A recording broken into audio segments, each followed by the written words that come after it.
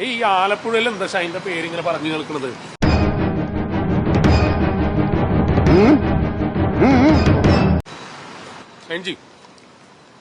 എവിടെന്നാ കേട്ട്? എന്താ ഇത്ര ധൃതി? നീ വയറിളക്കാൻ മരുന്ന് കഴിച്ചിട്ടുണ്ടോ? അത് എക്സൈസും ഒപ്പം തന്നെ മാധ്യമങ്ങളാണ് ഇത് പറയുന്നത്. അപ്പൊ പിന്നെ അവരോട് പോയി ചോദിച്ചല്ലേ ശരിയാവുള്ളൂ.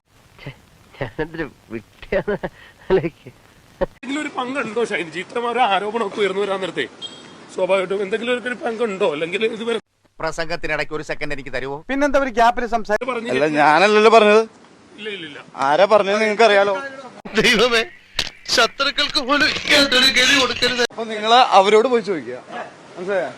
ഞാനും ഒരെണ്ണം തെറ്റിക്കെടുക്കാന്നാ തോന്നണേ. അയാളുടെ മാത്രമല്ല എന്റെ ഒരെണ്ണം തെറ്റിക്കിടക്കുക. എക്സൈസ് ആവശ്യപ്പെട്ട ഷൈൻ കൂടെ പോകുമോ? ഇതൊന്നും അവന്റെ നല്ലത് എനിക്ക് മനസ്സിലായി. ഈ കാണുന്ന അല്ലവൻ, ഈ കാണിക്കുന്നതും അല്ലവൻ. നിങ്ങളായും ഇവിടെ പോകില്ലേ ആവശ്യപ്പെട്ട?